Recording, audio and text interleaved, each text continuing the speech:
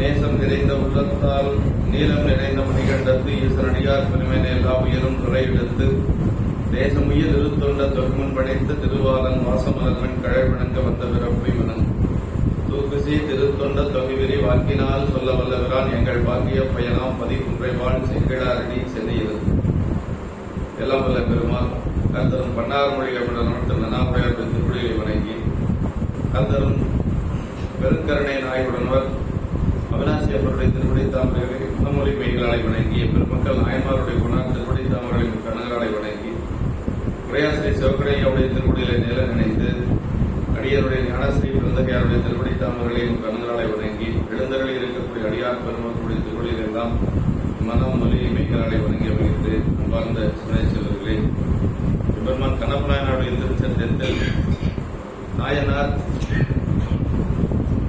கன்னிவேட்டைக்கு செல்லக்கூடிய பாங்கினை பற்றி சிந்திச்சிருக்கிறோம். கன்னிவேட்டைக்கு போறப்ப நாயனாருக்கு என்ன வயசுனா 16 வயது. போன வகுப்புல பார்த்தது. வந்தவன் சிலையும் மற்ற படைகளும் மலர கற்று கண்ணகன் சாயல் பொங்க களைவளர் திங்களே போல் எண்ணிரண்டு ஆண்டின் செவ்வி எய்தினார் எல்லையில்லா புண்ணிய தோன்றின் மேன்மேல் வளர்வதன் பொலிவு கொள்வார் என்று சொல்லி எல்லையில்லாத அந்த சிவமுனைகள் எல்லாம் ஒன்று கூடி அவதரித்து மேலும் மேலும் வளர்வதன் பொலிவை போன்று நாயனார் இருக்கிறார். அதாவது நாயனாருடைய வளர்ச்சி எப்படி இருக்குன்னா 16 வயசுல கலைவளர் திங்களை போல அப்படியே முழுமதி திங்கள் பௌர்ணமி நிலவு மாதிரி வளர்ந்திருக்கிறார். அமாவாசைக்கு பிறகு எப்படி வேகமா வளருமோ அது மாதிரி திங்கள் வளர்வது போல வளர்ந்து அவர் இப்ப எப்படி இருக்குன்னா புண்ணியங்கள் எல்லாம் புண்ணியம் தோன்றி மேன்மேல் வளர்வதன் பொலிவு கொள்வார்.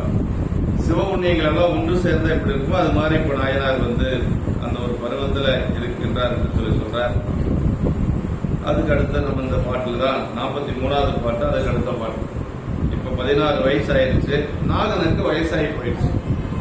ஏன்னா ரொம்ப நாள் கழிச்சு தான் தினநாள் பிறக்கிறார், அவதரிக்கிறார். நீண்ட நாள் கழித்தான் அவருக்கு ரொம்ப நாள் குழந்தை இல்லை. நாகனுக்கு குழந்தை இல்லாதனால முருகப்பெருமானை வேண்டி தவம் செய்து அதற்கு பிறகு நாயனார் அவதரிக்கிறார். அதனால நாகனுக்கு இப்ப வயசாகி போச்சு. முன்பு போல வேட்டையாட முடியாது. அவங்களுக்கு எப்படின்னா வேடுவர்கள் நல்ல வேட்டையாடக்கூடிய பயிற்சி உடையவர்களை தான் தலைவனாக ஏற்றுக்குவாங்க. நம்மளது மாதிரி எல்லாம் யார வேணாலும் நம்ம தலைவனாக ஏற்றுக்கிறோம் அப்படிலாம் கிடையாது. அவங்களுக்கு வேடர்களுக்குள்ள ஒரு இது என்னன்னா மிருகங்களை துரத்தி வேட்டையாடக்கூடிய அளவுக்கு வலிமை உள்ளவனா இருக்கணும்.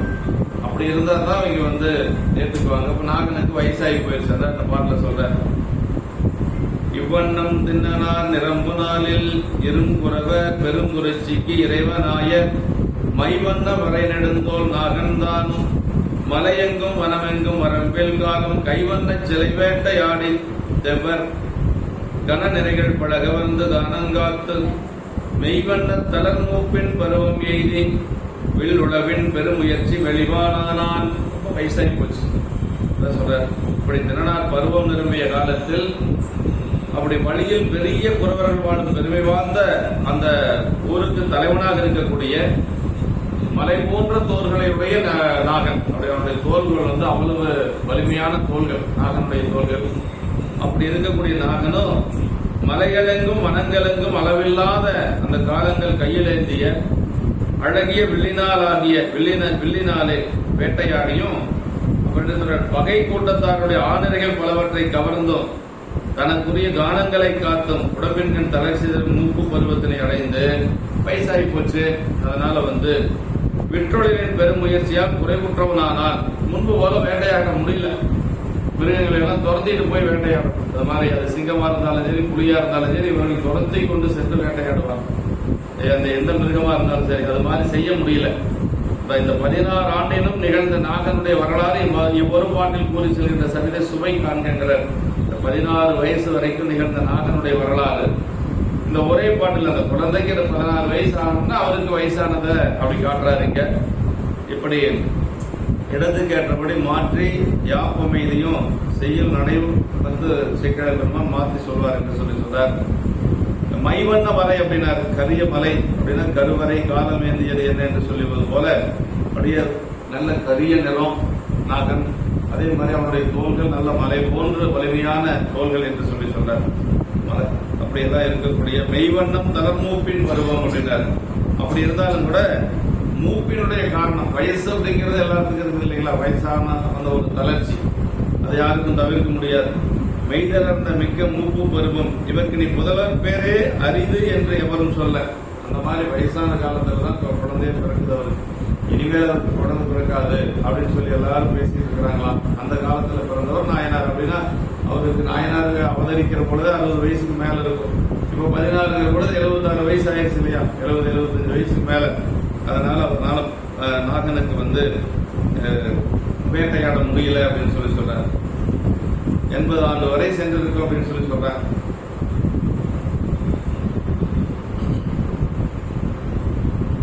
அங்கன்மலை தடம் சாரல் குணங்கள் எங்கும் அடல் ஏனம் புலி கரடி கடமை ஆமாம் வெங்கன்மலை கலையொடுமா முதலாயுள்ள மிருகங்கள் மிக நெருங்கி மீதூர்காலை திங்கள் முறை வேட்டை வினை தாழ்த்ததென்று சிலை வேடதாமெல்லாம் திரண்டு சென்று தங்கள் குல முதல் தலைவனாகியுள்ள தன்னெறிய நாகன்பால் சார்ந்து சொன்னார். அதாவது அப்படி அழகிய இடங்களுடைய மலைகளின் பெரும் சாரல்களும் அப்படி புனங்களுமாக எல்லா இடங்களிலும் நிறைய மிருகங்கள் எல்லாம் அதிகமாயிடுச்சு. ஏன்னா கொடிய மிருகங்கள் அதிகமான மக்களுக்கு தொந்தரவு இல்லைங்களா? இப்ப நாகன் பழையபடிக்கு வேட்டையாட முடியாதனால அந்த ஊர்ல என்ன ஆச்சு அப்படின்னா காட்டு பன்றிகள், புலி, கரடி, அப்புறம் மான், காட்டு பசு, மறைமான் முதலிய மிருகங்களும் மிகவும் நெருங்கி மேற்சென்று அடிக்க தொடங்கிய போது எல்லாம் மக்களுக்கும் துன்புறுத்தலா இருக்குது. அதனால திங்கள் முறை வேட்டை செல்கிற நிகழாது தாழ்ந்தமையாலே இக்கொடுமைகள் நேர்ந்தனை என்று சொல்லி சரியா வேட்டை தொழில் நடக்காதனால கொடிய மிருகங்கள் எல்லாம் அதிகமாயிடுச்சு அப்படின்னு சொல்லி எல்லாரும் போய் குல தலைவனா இருக்கக்கூடிய நாகனிடத்துல போய் சொல்றாங்க. முதல்ல மாதிரி இல்லைங்க சாமி, இப்பெல்லாம் நிறைய புலி, கரடி, இந்த மாதிரி காட்டு பன்றிகள், முள்ளம் பன்றிகள் இதெல்லாம் அதிகமாயிடுச்சு. நம்ம முதல்ல மாதிரி சுதந்திரமா ஊருக்குள்ள நடமாட முடியல அப்படின்னு சொல்லி எல்லாரும் போய் நாகன் கிட்ட சொல்றாங்க.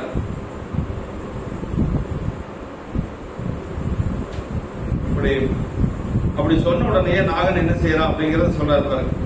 சொன்ன உரை கேட்டலுமே நாகன் தானும் சூழ்ந்து வருதன் மூப்பின் தொடர்பு நோக்கி முன்னவர்கட்கு உரை செய்வான் மூப்பினாலே முன்பு போல் வேட்டையினின் முயலகில்லேன் என் மகனை உங்களுக்கு நாதனாக எல்லீரும் கைக்கொள்மில் என்ற போதில் அன்னவரும் இறங்கி பின் மகிழ்ந்து தன்போன் அடிவணங்கி இம்மாற்றம் அறைகின்றார்கள். அப்படி சொன்ன உடனே அவங்க எல்லாம் போய் ஊருக்காரெல்லாம் போய் அப்படி சொன்ன உடனே சாமி இப்பெல்லாம் மிருகங்கள் அதிகமாயிடுச்சு சாமி, முதல்ல மாதிரி எங்களால சுதந்திரமா நடந்து போக முடியல ஊருக்குள்ள அப்படின்னு சொன்ன உடனே அதை கேட்ட உடனே என்ன சொல்றாரு அப்படின்னா, அதாவது சொல்றாரு, எனக்கு ரொம்ப வயசாகி போச்சு, மூப்பு காரணமாக முன்ன மாதிரி என்னால வேட்டையாட முடியல. அதனால நீங்க எல்லாரும் என்ன செய்யுங்க அப்படின்னா என்னுடைய மகனை நின்னனாரை நான் தலைவனாக நீங்கள் ஏற்றுக்கொள்ளுங்கள் அப்படின்னு சொல்லி சொல்றாரு. நாதன் அப்படின்னா தலைவன் அர்த்தங்க. அதை என் மகனை உங்களுக்கு நாதனாக எல்லீரும் கை கொள்வேன், என்னுடைய மகனை நின்னனாரை நீங்கள் எல்லாரும் தலைவராக ஏற்றுக்கொள்ளுங்கள், இனிமேல் அவர் தான் வேடர் கூட்டத்துக்கு தலைவராக இருப்பார், என்னால முடியல என்று சொல்லி சொல்றாரு. என் மகனை உங்களுக்கு தலைவனாக நீங்கள் எல்லோரும் ஏற்றுக்கொள்ளுங்கள் என்று உரைத்த போதில் முதலில் ரொம்ப கொஞ்சம் வருத்தப்படுறாங்க. ஏன்னா இந்த நாட்கள எந்த ஒரு குறையும் இல்லாத நாகன் எல்லாத்தையும் பார்த்துக்கிறார். அதனால கொஞ்சம் இறங்கி அதற்கு பிறகு மகிழ்ந்து, ஏன்னா அவருடைய மகனே தானே மீண்டும் வர்றாரு அப்படிங்கிற ஒரு மகிழ்ச்சி. தின்னனார் மேல எல்லாரும் அளவற்ற அன்புடையவர்கள். குழந்தையிலிருந்து அந்த குழந்தைய அவங்க எல்லாம் சின்னதிலிருந்து பார்த்து பழக்கப்பட்டவங்க அப்படிங்கிறதுனால வேற யாரோ ஒருத்தர் தலைவராக வர்றதுக்கு நம்ம குழந்தை தானே அப்படின்னு சொல்லி எல்லாரும் மகிழ்ச்சியை ஏத்துக்கிறாங்க. அதை ஏத்துக்கிற அளவுக்கு அவர் நடந்திருக்கிறார்.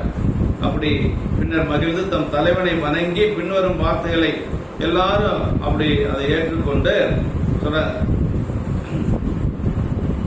பின்னாடி எல்லாரும் சொல்றாங்க, நாகனை பார்த்தா நம்ம மக்கள் எல்லாரும் சொல்றாங்க, வேடர்கள் எல்லாரும் சொல்றாங்க, இத்தனை காலமும் எனது சிலை கீழ் தங்கி இனிது உண்டு தீங்கின்றி இருந்தோம் இன்னும் அத்த உனது அறுவழியே நிற்பதல்லால் அடுத்த நெறி வேறுடதோ அதுவே அன்றி மெய்த்த விரல் திண்ணனையும் மரபில் சால மேம்படவே பெற்றளித்தாய் விளங்கு மேன்மை வைத்த சிலை மைந்தனையின் அழைத்து நுங்கள் வரையாட்சி அருள் என்றார் மகிழ்ந்து வேடன். அவர் சொன்ன உடனேயே எல்லாரும் போய் சிறு சிறு அப்படியே பண்ணிக்கலாம் அப்படின்னு சொல்லி நினைக்கல. என்ன சொல்றாங்கன்னா, சாமி இந்த காலமா உங்களுடைய சிலை ஆட்சியின் கீழ் நாங்கள்லாம் தீங்கு இல்லாமல் இருந்தோம்.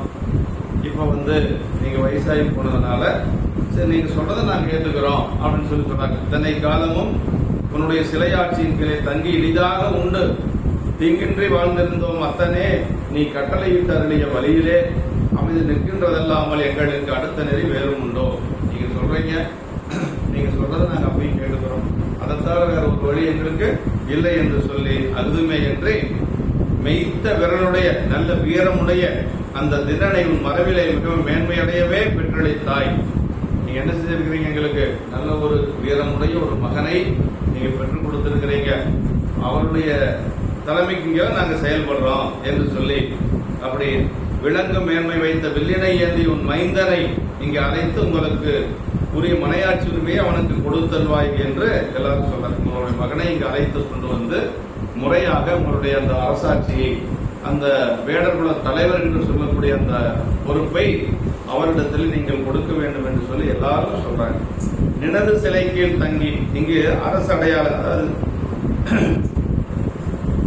வெண்கொற்ற குடையும் நவமணி குடையும் சிங்காதனமும் மன்னவர்க்கு உரிய சிறப்படைவா அடையாளம் சொல்லி சொல்லுவாங்க. அது மாதிரி இங்க என்னன்னா வேடர்களுக்கு சிலை அப்படிங்கறதான் முக்கியம். அங்க விழுத்தா ரொம்ப முக்கியம்.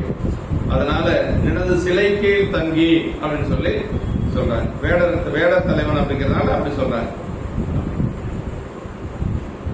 வேட தலைவன் ஆட்சி புரிந்து காவல் நகர் இன்றியமையா சிறப்பில் உள்ளது. அவன் கையேந்தி வில்லே. வேடர்களுக்கு ரொம்ப முக்கியமானது என்னன்னா வில் தான். அதை வேட்டையாடுவதுதான் அவங்களுக்கு சிறப்பு. இணைதுண்டு தேங்கின்றி வலிவலி அரசனேயாக அல்லது தலைவனையாக அல்லது அரசாங்கமேயாக இன்னொரு குடிகளுக்கு சென்று தர வேண்டிய இன்றியமையாத கடமைகள் 2. ஒன்று ஒரு அரசாங்கம் என்ன 2 கடமைனா 2 கடமை சொல்றாங்க. ஒன்று பசியின்றி இணைதுன்றி வாழ வைத்தல். மக்களுக்கு எந்த ஒரு பசி இல்லாம அவங்களுக்கு எல்லாம் நல்ல உணவு கொடுத்து அவங்களை காப்பாற்றணும். இன்னொன்று என்ன அப்படின்னா அவங்களுடைய உடைமைகளுக்கும் அதே மாதிரி எந்த ஒரு தீமையும் இல்லாம காவல் காக்கணும். இப்போ வெளியில போனா தைரியமா வீட்டுக்கு சேரணும். இல்ல எல்லாம் நிறைய தொந்தரவுகள் இருக்கு நமக்கு. பெண்கள் போனா வெளியில போனா வர முடியல. 80 வயசுக்கு பெண்களுக்கு அதே நிலைமை தான், 2-3 வயசு குழந்தைகளுக்கு அதே நிலைமையா இருக்கு. இதெல்லாம் இல்லாம காப்பாற்றுறது யாருடைய கடமைனா அரசனுடைய கடமை தான். அவங்க தான் அதை செய்யணும். நம்ம என்ன செய்ய முடியும்? நம்ம கிட்ட கையில சட்டம் இருக்குதா? ஒண்ணும் கிடையாது.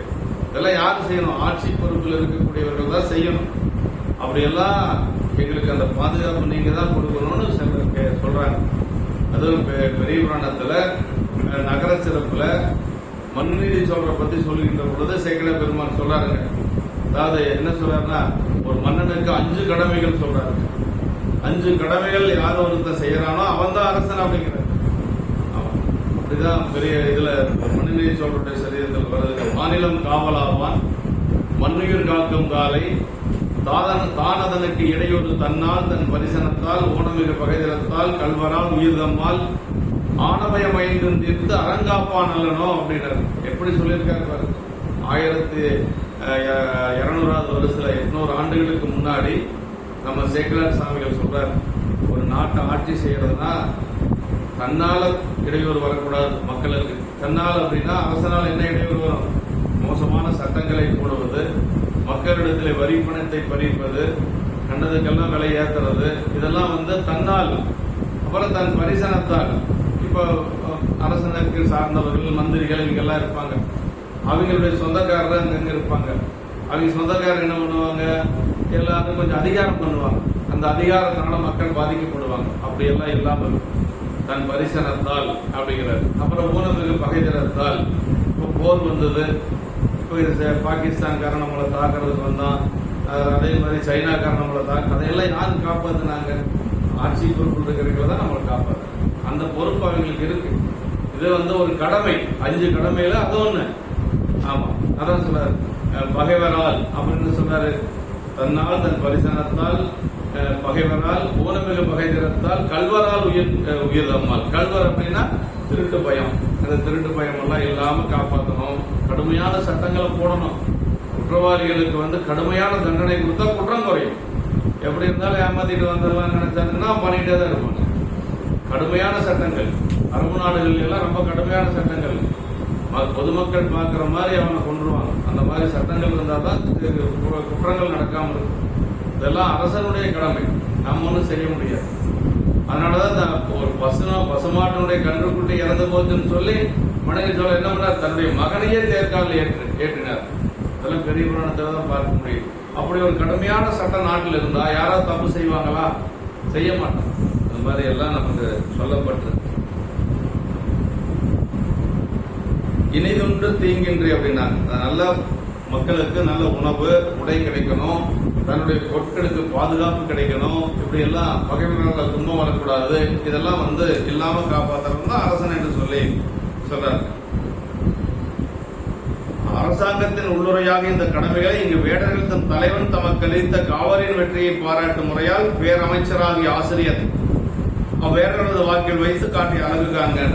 உண்மையான இடம். அதாவது இவர் யாருன்னா நம்ம சேக்கிழார் பெருமான், புராணம் சொன்ன சேக்கிழார் பெருமான் பெரிய அமைச்சர், அனபாத சக்கரவர்த்தியினுடைய அமைச்சர்.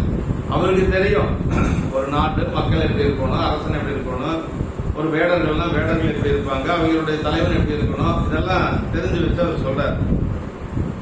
அந்த உனது அருள் வழியே அப்படின்னு சொல்லி சொன்னார். வேறுள்ளதோ பறையாட்சி அருள் என்று வருவன தலைவன்மால் குடிகளாக வேடர் பணிவுடன் விண்ணப்பிக்கும் முறை என்று சொல்லி சொன்னார். இனிதுண்டு தீங்கின்றி இருக்க வைத்ததுமன்றி மெய்த்த விரல் உடல் வலிமை மிக உடைய என்று சொல்லி சொல்றார். உடல் வலிமை மிக உடைய என்று சொல்லி அது சிலையாட்சிக்கு வேண்டுவது இந்த வெள்ள தூக்கி அம்பு எய்தணும். அதுக்கு உடம்பு நல்ல வலிமையா இருந்தா தான் செய்ய முடியும். அதனால வேடர்கள் எப்பொழுது ரொம்ப நல்ல ஆரோக்கியமா இருக்கக்கூடியவங்களா இருப்பாங்க. மெய்த்த விரல் என்று சொல்லி நாயனார் அவருக்கு ஞான சம்பந்த நம்முடைய தினனாருக்கு இருந்தக்கூடிய உடல் வலிமையை சொல்றாங்க.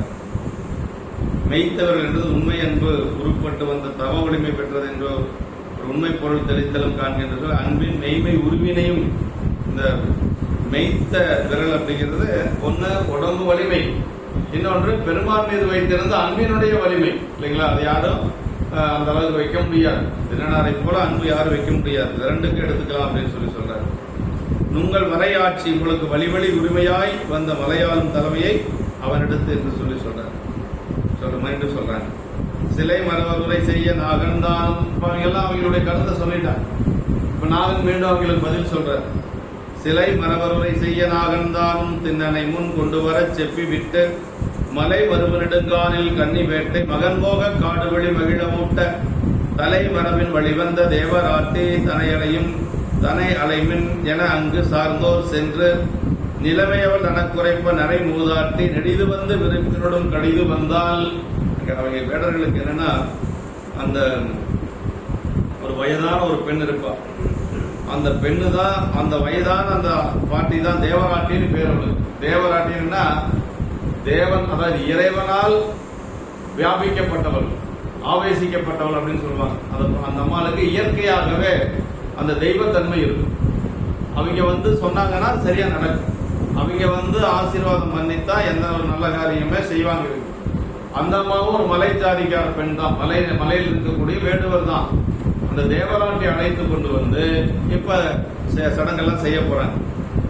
சிலை மரவருரை செய்ய நாகன் தான் அவங்க எல்லாம் அப்படி சொல்லுகின்ற பொழுது நாகன் என்ன செய்யறாரு அப்படின்னா தின்னனாரை அழைத்து கொண்டு வரும்படி முன்னர் சொல்லி முதல்ல தின்னனாரை அழைத்து கொண்டு வர சொல்றார். அவர் எல்லாரும் போய் அழைத்து கொண்டு வருகிறாங்க. மலைகளில் பொருந்திய பெருங்காட்டில் என் மகன் கன்னி வேட்டைக்கு போவதற்காக காட்டு தெய்வங்கள் மகிழுமாறு பலிகளை ஊட்டுவதற்கு பாருங்க, மன தேவதைகள் எல்லாம் நிரம்பு, அதுக்கெல்லாம் பலி கொடுக்கணும். அந்த பலி கொடுத்தா தான் மகனுக்கு எந்த ஒரு துன்பம் இல்லாமல் இருக்கும். ஏன்னா அந்த வன தேவதைகள் சிறு தேவதைகள் எல்லாம் இருக்குது இல்லைங்களா, அதெல்லாம் நம்ம ஏத்துக்கிறது இல்லை சைவத்துல. ஆனா அது மகிழ்ச்சியா இருந்தா தான் துன்பம் இல்லாமல் இருக்கும் அப்படின்னு சொல்லி வேடர்கள் நம்புறாங்க. அது அவங்களுடைய பழக்கம். இந்த வன தேவதைகளுக்கெல்லாம் அது தேவையான பூசைகள் செய்து அதற்கான பலிகள் எல்லாம் கொடுத்துருவாங்க. அதற்கு பிறகுதான் ஒரு நல்ல காரியம் செய்வாங்க. அதான் சொல்றாரு. அப்படி காட்டு தெய்வங்கள் மகிழுமாறு பலிகளை ஊட்டுவதற்கு எனது தலைமை பெற்ற மரபின் வழிபடி வந்த தேவராட்டிரை அலைவீன்கள் என்று சொல்ல, அதுக்கு யாரு மூலமா கொடுக்கணும்? நம்ம அவங்களே பலி கொடுக்கிறது அப்படி அல்ல.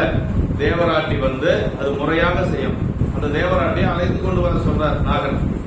அங்கு உள்ளவர் சென்று அந்த நிலைமையை அவ்வாறே அவளுக்கு அறிவிக்க தேவராட்டிட்டு போய் சொல்றாங்க. திண்ணன் பிள்ளை எடுத்து கொண்டு கன்னி வேட்டைக்கு போக அப்படி குலத்தினுடைய தலைமை நாகன் தினனர் கொடுக்கிறார், அதனால நீங்க வரணும் என்று சொல்லி அழைப்பு கொடுக்கிறாங்க. அப்படி அழைத்துடனே நிறைய மூதாட்டியாகி அவளும், ரொம்ப வயசான பெண், நிறைய மூதாட்டியாகி அவளும் பெரிதும் மகிழ்ந்து விருப்பத்தோடு விரைந்து வந்தாள்.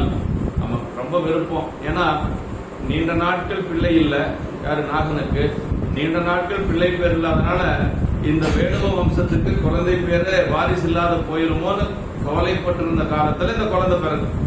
இப்ப அந்த குழந்தை வில்லெடுத்து வேடனோட தலைமையை ஏற்குது அப்படின்னு சொல்ற பொழுது அவங்களுக்கெல்லாம் ஒரு மகிழ்ச்சி. பரவாயில்ல, நம்ம குலத்துக்கு ஒரு தலைவர் வந்தாச்சு அப்படின்னு சொல்லி, நல்ல ஒரு தலைமை கிடைச்சிருச்சு அப்படின்னு சொல்லி அவங்களுக்கெல்லாம் ஒரு மகிழ்ச்சிங்க. ஆமா, இவன் நாகன் அங்கிருந்து வேடர்களை பார்த்து சொல்றாரு, நாடகம், அதாவது அங்கிருந்த வேடர்களை பார்த்து நாகன் சொன்னது, போய் அழைத்து கொண்டு வாங்க, மூதாட்டி அழைத்து கொண்டு வரணும் அப்படின்னு சொல்லி சொல்றதுங்க.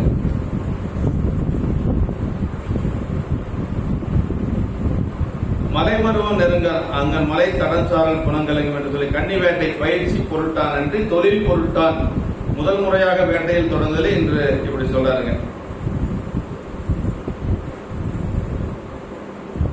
காடு மகிழ பழியூட்டு என்று சொல்லி, அதாவது காட்டில் இருக்கக்கூடிய தெய்வங்கள் விரும்பியுன்னா காடு பலி ஊட்டுங்கள் என்று சொல்லி சொல்றார்.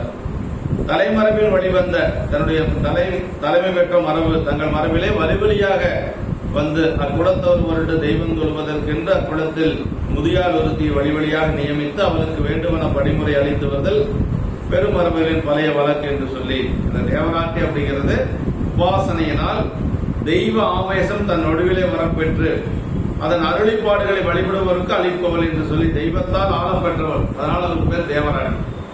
அப்படின்னா அவளுக்கு இயற்கையாகவே அந்த தெய்வத்தினுடைய தன்மை அந்த பெண்ணுக்கு இருக்கும். அது யாருன்னு கண்டுபிடிச்சு அவங்க அந்த பெண்ணை அவங்களுடைய பாரம்பரியத்துக்கு எல்லாத்துக்கும் வழிபாடு செய்வதற்கு, இந்த மாதிரி காடிபடி கொடுப்பதற்கு, இதுக்கெல்லாம் அந்த பெண்ணை வச்சுக்குவாங்க. அதான் தேவராட்டி அப்படின்னு சொல்லி சொல்றது.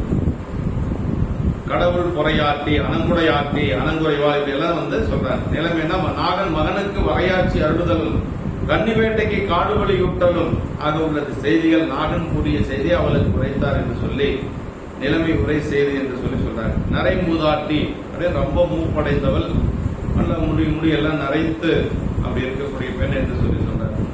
அடுத்த திருப்பாட்டு. காணில் வரி தளர்ந்துரைந்த கன்னி சூடி கலைமறுப்பின் அறிந்த கொலை காதில் பெய்து மானின் வயிற்றறிதார திலகமிட்டு மயிர்கழுத்து மனகுமணி வடமும் பூண்டு தான் இழைந்து திறங்கி முலை சரிந்து தாள தலை பேழி மரபுரிவேல் சார எய்தி பூ நெருங்கு தோரைமலி சேடை சல்கி போர்வேடர் கோமானை போற்றி நின்றால், அந்த பெண் எப்படி இருக்கிறா அப்படிங்கிறத நம்ம கண்ணு முன்னாடி கொண்டு வந்து காட்டுறாரு. இந்த வயதான அந்த மூதாட்டி எப்படி இருக்கிறாங்க அப்படிங்கறத சொல்றாரு. தேவராட்டி வரி பொருந்திய காட்டு தளிர்களால் ஆகிய முடிமாலைகளை சூடி, காட்டில் இருக்கக்கூடிய தலைகளை எல்லாம் பறித்து அப்படியே மாலையாக சூட்டிக்கிறார். அப்படியே உடம்பு போறா. அங்க காட்டினுடைய அந்த தளிர்கள் தான் அந்த காலத்துல ஆடையெல்லாம் இருந்திருக்காரு. அந்த தலைகளையே அவங்க ஆடைகளாக அணிந்து கொள்ளுவார்கள். அப்படிதான் அந்த காலத்துல இருந்திருப்பாங்க. அப்புறம் கலைமான் பொம்மின் அறிந்த குலையை காதில் அணிந்து, மானினுடைய அந்த குலையை அவங்க காதில் அணிந்திருக்கிறார்கள். மான் வயிற்றில் இருந்த அரிதாரம் என்று சொல்லக்கூடிய அந்த அரிதாரத்தினாலே பொட்டிட்டு மயிர்கழுத்து போன்ற வண்ணமிட்ட சங்குமணி வடமும் பூண்டு, சங்கினாலான ஒரு வடம் போட்டிருக்கிற கழுத்துல சின்ன சின்ன சங்கெல்லாம் சேர்த்து அப்படி ஒரு வடமாக மாலையாக போட்டிருக்கிறாங்க. அப்புறம் திருமுலை தொங்கி திறங்கி சரிந்து தாள, ரொம்ப வயசானவங்க எப்படி இருப்பாங்களோ சொல்லியிருக்கிறார். இடையில் கட்டிய மரபுரி மேல் தலையுடன் மயில் பீலியும் தொங்க இடையில் கட்டிய மரபுரினா மரத்தால் ஆன அந்த ஆடைகளை கட்டியிருக்கிறார். அப்புறம் பூவும் மலை நெல்லும் சேர்ந்த அச்சதையை கொடுத்து போர்வள்ள வேடதன் நாகனை துதித்து நின்றால், கையில அச்சதை கொண்டு வரான். அச்சதையில நம்ம வாழ்த்துறதுக்காக இந்த அச்சதை வச்சு நாகனை முதல்ல வாழ்த்துறான். நீ நல்லா இருக்கணும் பல்லாண்டு காலம், ஏன்னா அரசனை வாழ்த்துறது மரபு. அதற்கு பிறகுதான் குழந்தைய வாழ்த்த போறாங்க. இப்படி நாகனை துதித்து நின்றாள் என்று சொல்லி, இதனால் தன் அரசனை காண வந்த தேவராட்டின் வடிவம் கூறினார் என்று சொல்லி, அவள் அலங்கரித்துக் கொண்டு அணி உடை ஆகிய பொருள் யாவும் அந்த மலையில விளையக்கூடியதான் எல்லாம். வேற எங்கேயும் வெளியில இருந்தெல்லாம் ஒண்ணு வாங்கிட்டு வந்ததெல்லாம் இல்ல, எல்லாம் அங்க இருக்கக்கூடிய பொருள்கள் தான். ஆடையும் அதுதான், அதே மாதிரி அணிந்து கொள்ளக்கூடிய ஆபரணங்களும் அதுதான், எல்லாமே அதுதான். அப்படி கொண்டு வந்து காட்டுறாரு. தேவராட்டியின் அணியையும் உடையையும் விளக்கும் நெறியால் அந்தந்த நிலப்பொருள்களில் நின்றே மக்கள் தம் உணவு உடைகளை ஆக்கிக் கொள்ளும் மரபினையும் ஆசிரியர் உடன் காட்டியவார் என்று சொல்றார். வரிகளுடைய தளிர்கள் என்று சொல்லி கலைமரப்பின் அறிந்த கொலை கலைமானின் கொம்பில் அளவு விட அரித்தெடுத்து கொலை போல செய்த காதணி. மானினுடைய அந்த கொம்பிலே எடுத்த ஒரு கொலை போல, மான் கொம்புக்கு இல்லைங்களா, அந்த மான் கொம்புல செஞ்ச ஒரு கொலை காதல் அந்த அம்மா, வயசான அம்மா போட்டுருக்குறாங்க. அவங்களுக்கு தான் காதணி. மானின் வயிற்று அதிகார திலகம் கள்ளி வயிற்றின் அகில் பிறக்கும் மான் வயிற்றின் மானினுடைய வயிற்றுல அரிதாரம் என்று சொல்லி ஒரு இது பிறக்குமா. அது அது ரொம்ப அரிய ஒரு பொருள். அதனுடைய வயிற்றில் கோரோசனை எடுப்பது போல, அதாவது பசுவனுடைய வயிற்றுல கோரோசனை இருக்கிற மாதிரி மானினுடைய வயிற்றுல அரிதாரம் என்று சொல்லக்கூடிய அந்த திலகம், அரிதார திலகம் இருக்கும். அதை எடுத்து பெண்கள் அணிந்து கொள்வது அப்படிங்கிறது அந்த காலத்துல இருந்து இருக்குதுங்க. அது மனோசிலை என்று சொல்றாங்க. மயில் கழுத்து கனவு மணவுமணி வடம், மயிலின் கழுத்து போல நீளமிக்க சங்குமணிகளை எல்லாம் போட்டு ஒரு வடமாக அணிந்திருக்கிறார் என்று சொல்றார். மூத்த பருவத்தை சொல்றாரு. கொங்கை ஜரங்கி நரம்பிலிருந்து அப்படின்னு காரைக்கிழமையார் பாடுற மாதிரி தலைப்பீழி, தலையுடன் கூடிய பீழி என்று சொல்லி சொல்றாரு. அக்ஷரையெல்லாம் போட்டு முதல்ல அரசனை வாழ்த்தி அதற்கு பிறகு போற்றி நிற்கிறார். அரசன் பால் துதித்திருந்து பணி கேட்கும் முறை பற்றி போற்றினால் வர சொல்லியிருக்கிறீங்க, வந்திருக்கிறோம் அப்படின்னு சொல்லி முதல்ல அரசனை வாழ்த்து அடுத்தது அவர் சொல்லக்கூடிய பணியை கேட்டு செய்வதற்கு தயாரா இருக்கிறார். நம்ம நின்ற முதுகுற கோல படிமத்தாலை நேர்நோக்கி அன்னை நீ நிரப்பு நீங்கி நன்றினிதிருந்தனையோ என்று கூற நாகனது நலம் பெருக வாழ்த்தி நல்ல மென் தசையும் ஈயலோடு நரமும் வெப்பில் விலை வனமும் பிறவரனும் வேண்டிற்றெல்லாம் மன்று நீ வைத்தபடி வெற்று வாழ்வேன் என அழைத்த பணி என்றால் அனங்கு சார்ந்தால். அதாவது வந்த உடனே என்ன கேட்கிறாருன்னா, அரசன் நாகன் கேட்கிறான், அதாவது அந்த அம்மாவை பார்த்து கேட்கிறான், அந்த குல முதல்வியாக இருக்கக்கூடிய அந்த பெண்ணை பார்த்து, தேவராட்டியை பார்த்து கேட்கிற, அன்னையே நீ வறுமை நின்று நீங்கி பெரிதும் இணைந்து வாழ்ந்திருந்தனையோ அப்படின்னு, உனக்கு ஒன்றும் குறையில்லை இல்லையே, நீ நல்லா இருக்கிறியா, உனக்கு ஏதாவது குறை உண்டா, வறுமையெல்லாம் இல்லாம நல்லபடியா வாழ்ந்துட்டு இருக்கிறியா அப்படின்னு சொல்லி முதல்ல கேட்கிறான். அப்படி கேட்ட உடனேயே நன்மை உண்டாக என்று முன்னே வாழ்த்தி எல்லாம் நல்லதே நடக்கும், நல்லா இருக்கிற அப்படின்னு சொல்லி நல்ல மெல்லிய மாமிசம், அப்புறம் ஈயல், தேன், மலைபடு வளங்களும் ஏனை வளங்களும் எனக்கு வேண்டியவையெல்லாம் ஆதியில் நீ வகுத்து வைத்த நியதிப்படி நிபந்தப்படி குறைவின்றி பெற்று வாழ்ந்து வருகின்றேன், என்னை அழைத்தவனை யாது என்று சொல்லி கேட்க. நீங்க என்னை ஆரம்பத்தில் எப்படி வச்சிருந்தீங்களோ அந்த இறைச்சி உணவு, ஈயல், அப்புறம் தேனு, இதெல்லாம் எப்பவும் போல எனக்கு கிடைச்சிட்டு இருக்கு, நான் நல்லா இருக்கிறேன், நீங்க அழைத்த பணி என்ன, அதை செய்வதற்காக நாங்க வந்திருக்கிறேன் என்று சொல்லி பணிவா சொல்றான் அந்த அம்மா. புறமுது போல படிமத்தார் என்று சொல்லி சொல்றார். அன்னைனா அண்மை வழி, பெண்மகள் ஆதலானும் தெய்வம் சார்ந்தால் ஆதலானும் தன் சொல்வழி பணி கேட்கும் விவலை அரசன் அன்னையே என்று அழைத்த மரபு காண்க என்று சொல்லி, அன்னையே அம்மா அப்படின்னு சொல்லி பெண்களை ஒரு மரபுக்காக எப்படி கூப்பிடணும், அம்மா அப்படின்னு தான் அழைக்கணும். எல்லா பெண்களையும் நம்ம சொல்ற பாக்குறோம் இல்லைங்களா, மகளா இருந்தாலும் அம்மாங்கிற சொல் பொருந்தும், மனைவியா இருந்தாலும் அம்மாங்கிற சொல் பொருந்தும், மருமகளா இருந்தாலும் சரி, எல்லாத்துக்கும் அந்த அம்மா அப்படிங்கிற அன்னை அப்படிங்கறது எல்லாத்துக்கும் பொருந்தும். அது ஒரு மரியாதையான ஒரு சொல்லுங்க. அப்படி அந்த மாதிரி அன்னையே அப்படின்னு சொல்லி சொல்றாரு. அன்னையே என்று அழைத்த மரபு. தன் மனைவி அல்லாத பெண் மக்கள் யாவரே ஆயினும் அவரை தாயென விழித்தல் தமிழ்நாட்டு வழக்கு வருகிறது. தன்னுடைய மனைவியை தவிர மற்ற எல்லா பெண்களையுமே தாயாக நினைத்து அழைப்பது ஒரு வழக்கு என்று சொல்லி தமிழர்களுடைய ஒரு பண்பாடு அப்படின்னு சொல்லி சொல்றாரு. தன்மனை கிழத்தி அல்லதை பிறர்மனை அன்னை என் தீரா நன்னர் அண்மை என்று சொல்லி ஞானாமிரத்திலே தமிழருக்கு பெண்ணின் பெருமை காட்டி பெண் மக்களிடத்து ஒரு உயரிய ஒழுக்க முறை கற்பிக்கும் ஒரு நவீன நாகரிகக்காரர்கள் இந்த உண்மை கண்டு தெரிவாராக என்று சொல்லி மனைவியை தவிர மற்ற எல்லா பெண்களுமே தாய் போல பார்க்கணுங்கிறது தமிழர்களுடைய ஒரு பண்பாடு என்று சொல்லி சொல்றாங்க. நீ நிரப்பு நீங்கி நின்று கெணிதன் இருந்தனையோ, மேலும் இங்கு நாகன் தன் சொல்வழி பணி செய்யும் இவளை இவ்வாறு கேட்டவையால் அரசன் தன்கேள் வாழும் குடிமக்கள் துன்பம் நீங்கி இன்பம் பெற்று நல்வாழ் வாழ்வில் வைத்திருந்த கவலையும் கருத்தும் பார்த்த உடனே நல்லா இருக்கிறே உனக்கு ஒன்றும் துன்பம் இல்லையான்னு கேட்டதுனால அரசன் குடிமக்கள் நல்லா இருக்கணுங்கிறது மனசுல அவருக்கு இருக்கு அப்படின்னு சொல்லி தெரிஞ்சுக்க முடியுது என்று சொல்லி சொல்றாங்க. அன்று நீ வைத்தபடி அப்படின்றார். அன்று நீ வைத்த அன்னைக்கு நீ எப்படி என்ன வச்சிருந்தையோ அதே மாதிரி இப்போ நான் குறையில்லாம இருக்கிறேன் அப்படின்னு சொல்லி அந்த பெண் சொல்றாங்க. வெற்பில் விளை வளனும் பிறவலனும் என்று சொல்லி உணவுக்கும் உடைவுக்கும் வேண்டப்படுவனும் பெரும்பாலும் நாட்டில் பெறப்படும் என்று சொல்லி சொல்றார். ஓட்டம் இளன் குலமைந்தன் தின்னனெங்கள் குலத்தலைமை யான் கொடுக்க கொண்டு பூண்டு கூட்டுரிமின் சிலைவேட தம்மை காக்கும் பொறுப்புரிமை புகின்றான் அவனுக்கு என்றும் வேட்டை வினை எனக்கு மேலாக வாய்த்து வேறு குலங்கவர்வென்று மேவுமாறு காட்டிலுரை தெய்வங்கள் விரும்பி உண்ண காடுபலி யூட்டென்றான் கவலையில்லான். கரண்ட் போயிடுச்சு.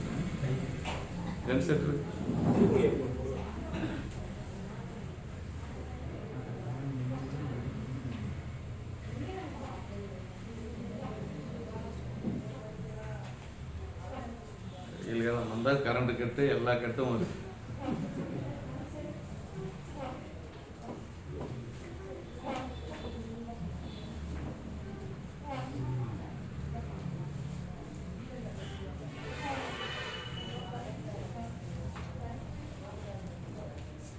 குமார் நீ போயிட்டு வந்திருக்கலாம்ல, நீ போயிட்டு வந்திருக்கலாம்ல ஸ்ரீலங்கா.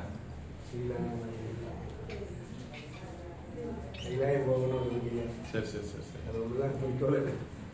கைலாண்ட் புக் பண்ணியிருக்கீங்க. கைலாண்ட் போயிட்டு வந்துருங்க. ஜூன் மாதம் போகலான்ட்டுங்க. மனோரா டிராவல்ஸ் புக் பண்ணியிருக்கேன். ஓ மனோரா புக் பண்ணிட்டீங்களா? ஆமாங்க. ஆனால் இப்போ எவ்வளோ வருது? ஐயா 3:40 2:40. அப்புறம் அதுபோக நாம் இங்கிருந்து போகிறது கார்பது வரைக்கும் போயிட்டு வர்றதுக்கான நம்மளுக்கு. அப்புறம் அதுபோக அங்கே போய் குதிரை காட்மண்ட் வரைக்கும் நம்ம செலவா? ஆமாங்க. அங்கே போய் சேர்றது வரைக்கும் போயிட்டு ரிட்டர்ன் வர்றதுக்கு நம்ம செலவு 2:40.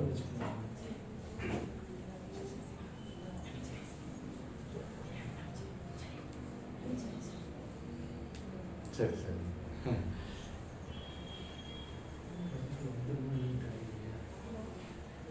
என்னங்க லைட் வச்சுக்கலாம். லைட் பதிவாகுமா?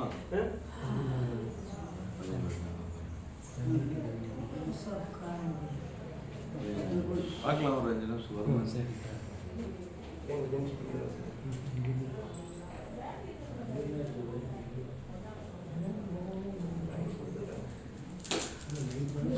வெயில் காலம் முடிகிற வரைக்கும் எல்லாமே எல்லா பொருளும் சொல்லி போயிருங்க.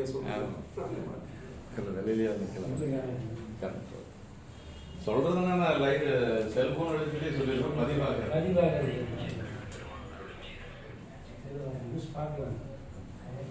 சொல்றதுன்னா இப்ப செல்போன் எடுத்துட்டே சொல்லிடலாங்க.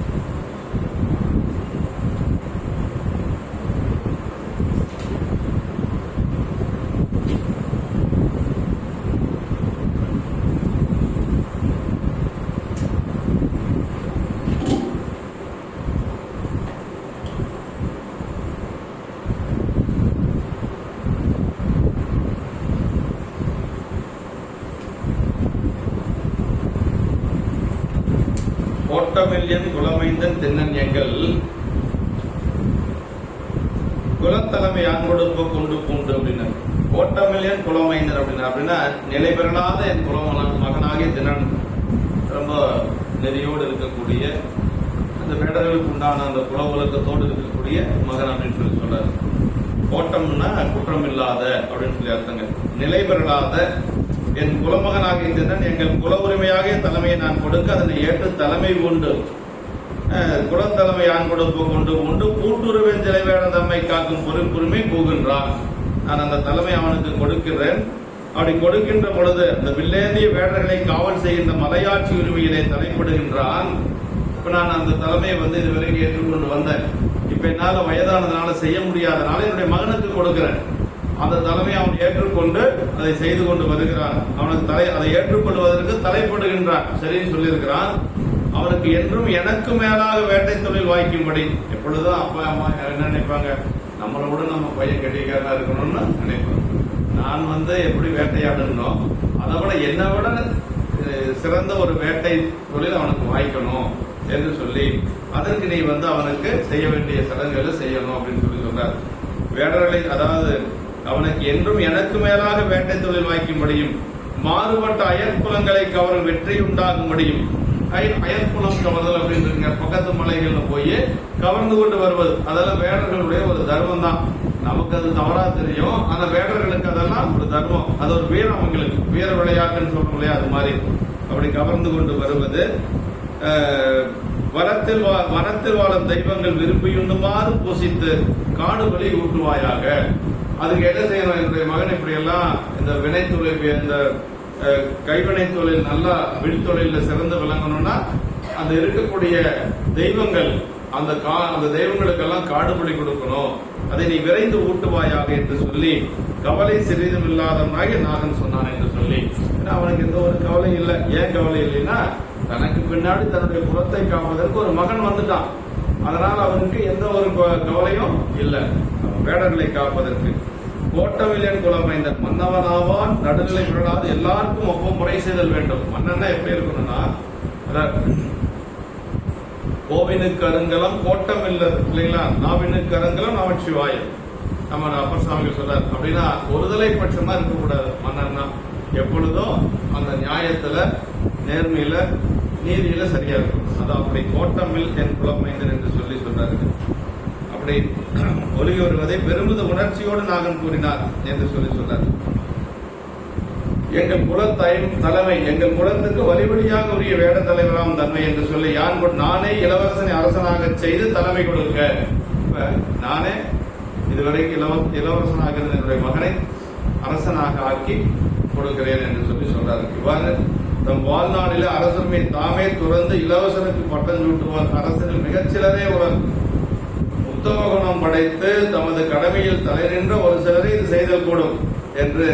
அதாவது இப்படி தன்னுடைய தலைமையில் தானே நல்லா இருக்கிற பொழுது தன்னுடைய மகனிடத்துல கொடுக்கிறது ஒரு சிலர் தான் கொடுக்கும்.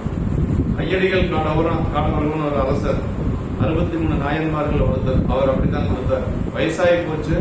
வயசாகி போனதுனால என்ன பண்ணார் அப்படின்னா, இனிமேல் நான் சிவப்பணி செய்ய போறேன் என்று சொல்லி தன்னுடைய மகனை அழைத்து பட்டத்து அரசனாக ஆக்கி அவர் வெளியில் போயிட்டார்.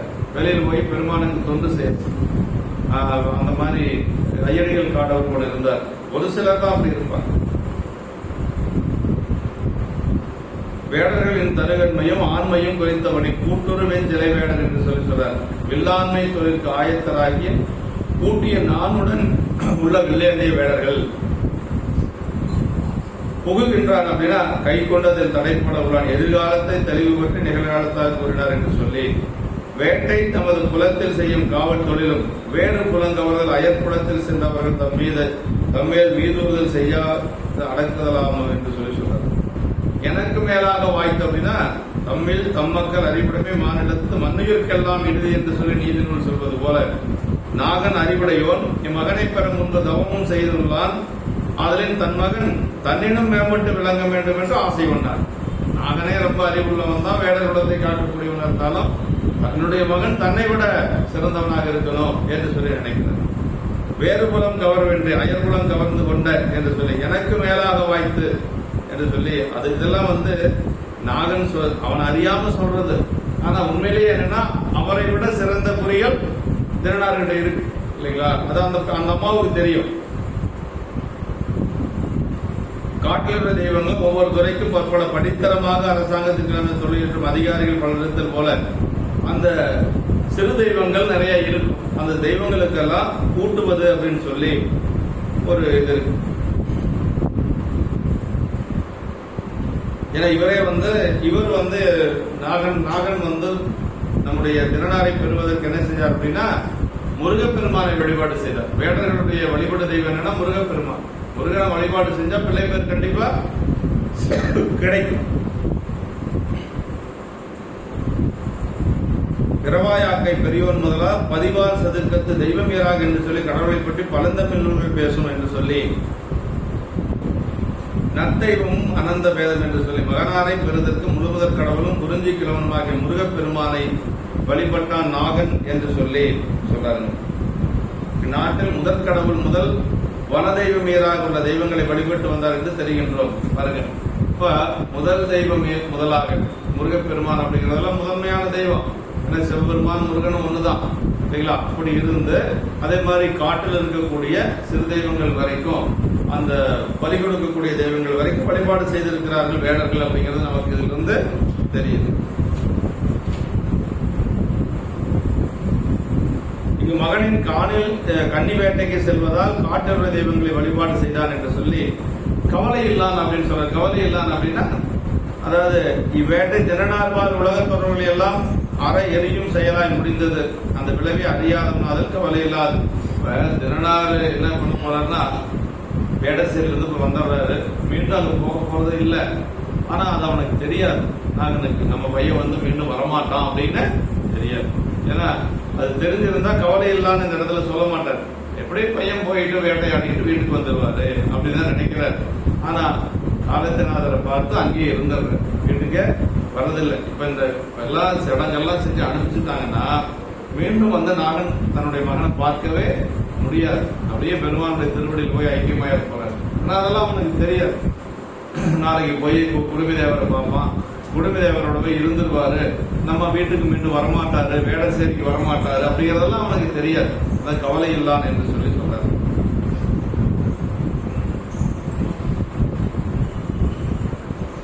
அதாவது கூட்டப்பட்ட விருப்பத்தரும் நிலையுடைய வேடர் வடிவம் தாங்கி வந்த காலத்தியப்படை என்று சொல்லி காவல் புரிந்து அவரது வலப்பக்கத்து அழியாது நிற்பதோர் மலையின் உரிமை வரை என் மகன் புகுகின்றான்.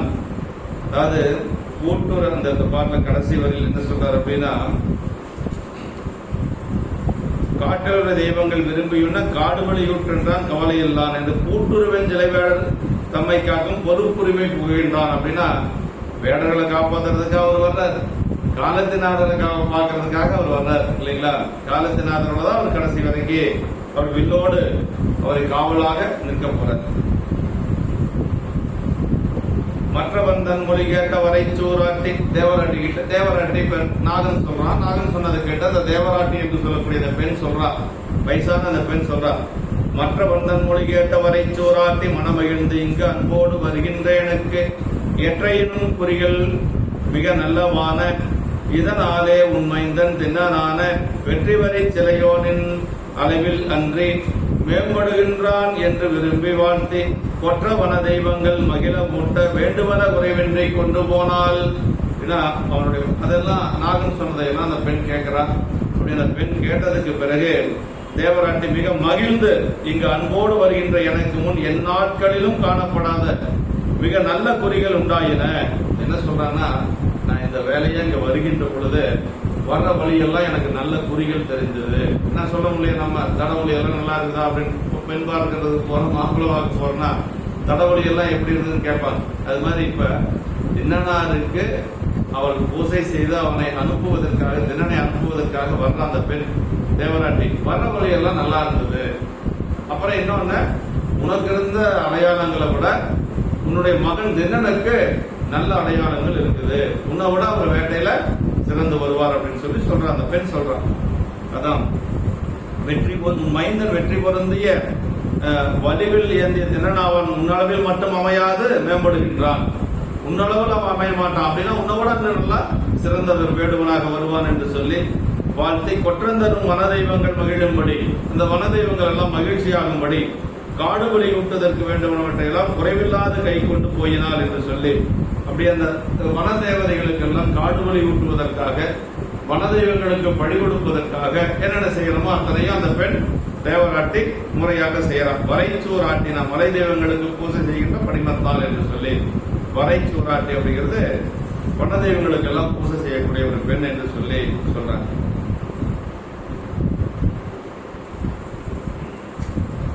அயனார் 6வது நாள் அமுது எடுத்துக்கொண்டு வருகின்ற பொழுது காலத்தினாதரை 5 நாள் வழிபாடு முடிஞ்சு 6வது நாள் வருகின்றார். அப்படியே தொண்டையில கரிய முதல்லாம் எடுத்துட்டு வாயில் திருமஞ்சன நீரை கொண்டு வந்து தலையிலே மலரை எல்லாம் செருகி கொண்டு வருகின்ற பொழுது அப்ப என்னென்னவெல்லாம் வருது அப்படின்னா, அவருக்கு அதாவது மொய்த்தவள் சகனம் எல்லாம் முறைமுறை தீங்கு செய்ய இத்தகு தீய புட்கள் ஈண்டமும் முதிரம் காட்டும் அத்தனுக்கு எங்கொல் என்று சொல்லி, அதாவது வர்ற வழியில பறவைகள் எல்லாம், தீய பறவைகள் எல்லாம் ரத்தம் வலிஞ்சு அதெல்லாம் அப்படி கிடக்குது.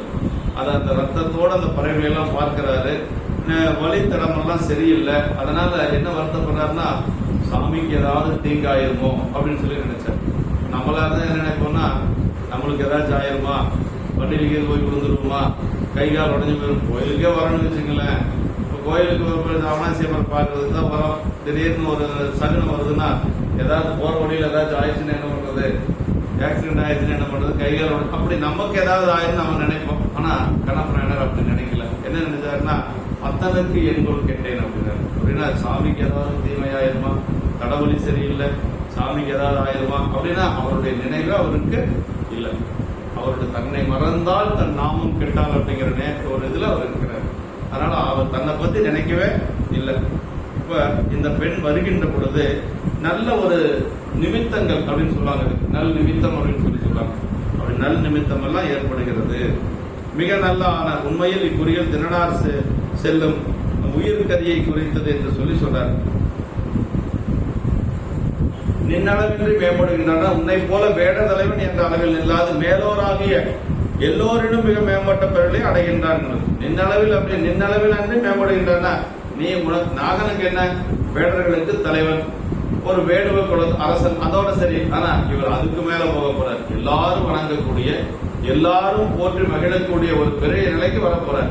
அதை அவரே தன்னுடைய வாயில அவளை அறியாம சொல்றார். இப்படியெல்லாம் வருவார்னு அவருக்கு அவர் நிமித்தத்தை வச்சு சொல்றார். நின் அளவை நின்று மேம்படுகின்றார், உன்னோட அவன் பெரியாளா வருவான்பா அப்படின்னு வாய் ஒரு சுமார் வாய் மூர்த்தமா சொல்றது எப்படி பழிக்குது அப்படிங்கிறது. ஒரு சிலர் சொல்றது அப்படி பழிக்கும். அது மாதிரி இந்த இடத்துல சொல்றார், அந்த பெண் சொல்றார். ஒற்றவன தெய்வங்கள் வழிபாட்டின் வெற்றி தருவன் என்பது கருத்து. வெற்றி பெறி சிலையும் குறிகளின் பயன் வேட்டையின் வெற்றியாளர்கள் இதனை சொல்ற. குறைவின்றி பொருள்களாலும் அளவாலும் குறைவில்லாமல் இதனை திரவிய லோகம் இல்லாமல் என்று சொல்லி சொல்றார்.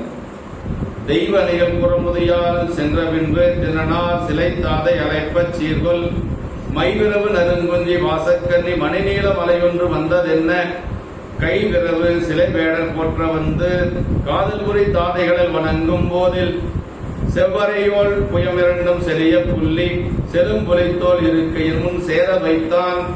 இப்ப ஒரு நல்ல காரியத்துக்கு நம்ம போறோம் அப்படின்னா அப்பா அம்மா காலில் முதல்ல விழுந்து வணங்கணும். இதை வணங்கியிருக்கிறார். என்னன்னா இப்ப வேட்டைக்கு போறார். முதலா அந்த குடம் மூதாட்டி என்று சொல்லக்கூடிய தேவராட்டி பூசைகள் எல்லாம் செய்து அனுப்பினாலும் கூட உண்மையிலேயே நம்ம யாரை வணங்கிட்டு போனோம், அப்பா அம்மாவை வணங்கிட்டு போனோம். இதெல்லாம் பெரியவரோட நமக்கு காட்டக்கூடிய நெறிகள். ஆமா, முதல்ல போறதுனால அப்பாவுடைய காலில் முதல்ல திருநாள் வணங்குறார். தெய்வனைகள் புறமுதையால் சென்ற பின்பு தேவராட்டி போனதுக்கு பிறகு தேவராட்டி அவன் வேலையெல்லாம் முடிச்சுட்டு போயிட்டான். அப்படி முடிச்சுட்டு போனதுக்கு பிறகு பிள்ளையுடைய தந்தை அழைக்க கேட்டு சிறப்பு கொண்ட கரிய நல்ல குடுமியினையும் வாசமிக்க மாலையுடைய நீள மணிமலை ஒன்று வந்தது போல, அப்படி ஒரு பெரிய மலையே வந்தது போல திருநாள் முன்னாடி நிற்கிறார். அப்பா முன்னாடி அப்படி அவ்வளவு ஒரு ஆற்றல் அவர். அப்படி தோள்கள் மலை போன்ற தோள்கள், நல்ல கரிய நிறம், அப்படி ஒரு மலையே நேர்ல நிக்கிற மாதிரி திருநாள் நிக்கிறார். நல்ல குடுமி எல்லாம் வச்சிருக்கிறார். அப்படி வாசமிக்க மலர்களை எல்லாம் அந்த குடுமையில செருகி கொண்டு வருகிறார். அப்படியே திருநாள் கையிலே பொருந்திய பிள்ளையுடைய வேடர் பலரும் போற்ற தம்மால் காதல் முறை தந்தையின் கடல்களை வணங்கிய போது தன்னுடைய அப்பாவுடைய திருவடியில் விழுந்து வணங்குறார். காதல் முறை தந்தையின் கடல் வணங்கி அப்படின்னு சொல்லி சொல்றாரு. அப்படி வணங்கி தாதையாகிய நாகன் நேர்மை பெற்ற குன்றுபோல் உயர்ந்த இரு தோள்களையும் பொருந்த தழுவிக்கொண்டு அப்படியே மகனை ஆற தழுவிக்கிறார் அப்பா. மகனை காலில் விழுந்த மகனை மேல எந்திரிக்க சொல்லி அப்படியே ஆற தழுவி அணைக்கிறார். அப்படி தழுவிக்கொண்டு செழுமையான புலித்தோல் ஆசனத்தில் தன் முன்பு கூட வீற்றிருக்கும்படி வைத்தார். இப்ப நாகன் உட்கார்ந்து இருக்கிறார். அதே மாதிரி புலித்தோல் ஆடை அணிந்த போட்ட ஒரு ஆசனம் இருக்குது. அந்த ஆசனத்துல தன்னுடைய மகனை அங்க உட்கார செய்யறார். 2 பேரும் அப்பா மகனும் 2 பேரும் ஒன்னா உட்கார்ந்து இருக்காங்க. ஆசனத்துல உட்கார்ந்து இருக்கிறாங்க. தெய்வனைகள் புறமுதையால் தேவராட்டின் மரபு தொழில் எல்லாம் சொல்லப்பட்டிருக்கு.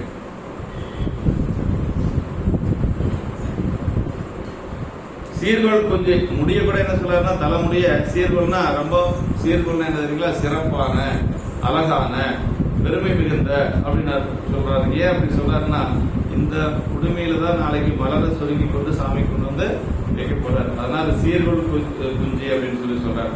அதுல செருகிட்டு வந்துதான் தினனார் நாளைக்கு மலரை போட போறாரு. அழைப்பு என்றதனால் அழைக்கப்படாமல் இளவரசன் தன் தலைவனை காண்பது முறை என்று சொல்லி சொல்றார். சீர்கோள் குஞ்சு என்று சொல்லி சொல்றார். கைவரவு சிலை வேடன் போட்ட கையில் சிலை பிடித்தவாறே நின்ற வேட்டை கோலத்துடன் வேடர்கள் தமக்கு தலைவனாக பட்டம் சூடும் இளவரசனை காவல் செய்ய என்று சொல்லி சொல்றார். புயம் 2 சரியப்படும் தினனாருடைய புயம் 2 தன்னுடைய புயம் 2 நெருங்கி தழுவி கருமறை காலமேகம் ஏந்தியது என்ன தாதை பொறுமறை தோள்களார என்று சொல்லி அப்படியே அணைத்துக் கொள்றார். குழந்தையா இருக்கிற பொழுது எப்படி தன்னுடைய குழந்தைய அப்படி அணைத்துக் கொண்டாரோ அது மாதிரி இப்பொழுது அனைத்து வழி அனுப்ப போறாரு. இனிமேல் மகன் அவர் பார்க்க முடியாது. போனவர் தான் மீண்டும் வரப்போறது இல்ல. அப்படியே காலத்தினாதற்கு மகனாக அங்கே இருந்துட போறாரு. அதெல்லாம் நாகனுக்கு தெரியாது. நம்ம பையன் வரமாட்டான் அப்படிங்கறதெல்லாம் அவருக்கு தெரியாது. புலித்தோல் இருக்கு. இது அரசு வீட்டில் இருக்கும் அரசு கட்டில். நம்ம சிங்காசனம் அப்படின்னு சொல்லுவாங்க இல்லையா, பெரிய அரசர்கள் சிங்காசனம் சொல்லுவாங்க. ஆனா வேடர்களுக்கு என்னன்னா புலித்தோல் தான் அவர்களுக்கு ஆசனமாக அமர்த்துவது என்று சொல்லி சொல்றாரு. வேடர்களது அரசு ஆசனமோ அவ்வாறு உண்மை புலித்தோல் ஆசனமாயுள்ளதாம் என்று சொல்லி, அதாவது சிம்மாசனம் சொல்லுவாங்க. சிங்கத்தினுடைய தோலெல்லாம் அங்க எதுவும் இருக்காது. அரசனுடைய சிம்மாசனத்தில் அதெல்லாம் இருக்காது. ஆனா இங்க அப்படியே இல்லை. புலித்தோல் கண்டிப்பா அந்த புலித்தோல் போட்ட ஆசனத்துல தான் வேடர்கள் அமர்வது வழக்கு என்று சொல்லி சொல்றாரு. புலித்தோல் இருக்கை சேர வைத்தான் முன் வைத்தான் என்று சொல்லி சொல்றாரு. முன்னிருந்த மைந்தன் முக நோக்கினாகன் மூப்பெனைவன் தடைதலினால் முன்பு போல என்னுடைய முயற்சியினால் வேட்டையாட இனி எனக்கு கருத்தில்லை எனக்கு மேலாய் மண்ணு சிலை மலையர்குல காவல் பூண்டு மாதெறிந்து மா வேட்டையாடி என்றும் உன்னுடைய மரபுரிமை தாங்குவாய் என்று உடைதோறும் சுருகையும் கை கொடுத்தான் அன்றே. எல்லாம் ஒப்படைச்சாச்சு. கையில் இருக்கக்கூடிய கத்தி, அப்புறம் சிலை, வில்லு இதெல்லாத்தையும் கையில கொடுத்துட்டாரு மகன்கிட்ட. இனிமேல் நீ பாத்துக்கோ, என்னால ஆக முடியாது, வயசாகி போச்சு எனக்கு அப்படின்னு சொல்லி சொல்றாரு. முன்னிருந்த மைந்தன் முகம் நோக்கினார். நாகன் முன்னால் வீட்டிலிருந்த மைந்தனாரது முகத்தை பார்த்து நேருக்கு நேரா பேசுறாங்க அப்பனும் மகனும். அப்பா மகன்கிட்ட சொல்றாரு. என்ன சொல்றாருன்னா, என்னை மூப்பு அடைதலினாலே, இப்ப எனக்கு வயசாகி போச்சுப்பா, அப்ப என்ன செய்யணும், முன்பு போல என்னுடைய முயற்சியினாலே வேட்டையாட இனி எனக்கு கருத்தில்லை. இந்த மாதிரி எனக்கு ஓடி ஆடி எல்லாம் மிருகங்கள் எல்லாம் வேட்டையாட என்னால முடியாது. அதனால என்ன செய்யற அப்படின்னா, மேல நீ நிலை பெற்ற மலையர்களாக இந்த வேடர்கள காவலை மேற்கொண்டு நீ எல்லாத்துக்கும் மேல இந்த வேடர்களுக்கு எல்லாம் காவலாக இருந்து பகை புலங்களை வென்று, அதே பக்கத்து மலைகள் இருக்கக்கூடிய வேடர்கள் எல்லாம் போர் செய்வாங்க. அதையெல்லாம் நீ வென்று என்ன செய்யணும்னா, மாவேட்டையாடி உனது மரபுரிமையாகிய தலைமையை இன்றும் தாங்குவாயாக, வேட்டையாடி உன்னுடைய தலைமையை ஏற்றுக்கொள்ள வேண்டும் என்று சொல்லி ஆசியூரி தன் அரசாங்க அடையாளமாகிய உடைத்தோலையும் சுருகையையும் அவர் கையிலே அப்பொழுதே கொடுத்த. உடைத்தோல்னா மிருகங்களான அந்த தோல் ஆடை தான். அவங்க அந்த காலத்துல இந்த துணி எல்லாம் கிடையாது. அதனால மர உரி அப்படின்னு என்னன்னா அந்த தோல் ஆடை தான் அவங்க அணிந்து கொள்ளுவோம். அந்த மிருகங்களுடைய தோலை தான் போர்த்திக்கணும். அந்த தோல் ஆடை கொடுத்து அதுக்கு மேல சுருகி என்று சொல்லக்கூடிய கத்தியும் கையில கொடுத்து, ஏற்கனவே வில்ல கொடுத்தாச்சு. அதனால வில்ல, கத்தி, அப்புறம் தோலாடை எல்லாம் அவருக்கு முறையா கொடுத்துட்டாங்க.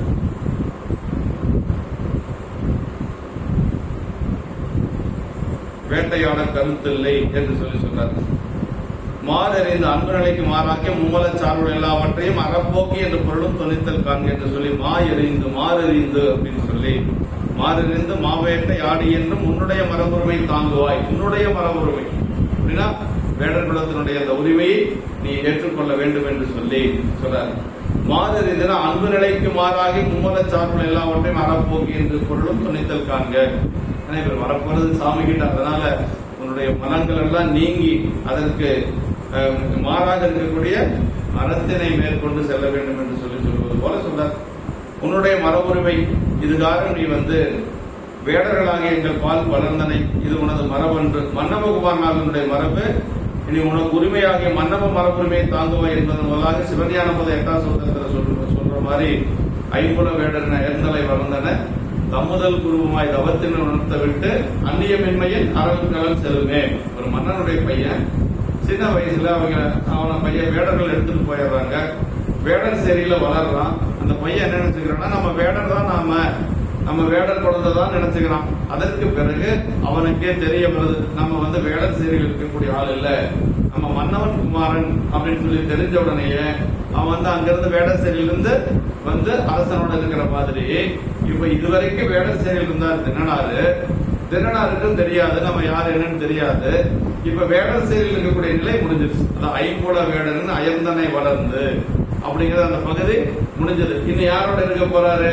சாமியோட இருக்க போறாரு, தேவரோட மன்னனோட இருக்க போறாரு. இப்ப அந்த நிலை முடிஞ்சு வேடர் சேரியுடைய வாழ்க்கை முடிந்து இனிமேல் இதுக்கு வர போறாரு.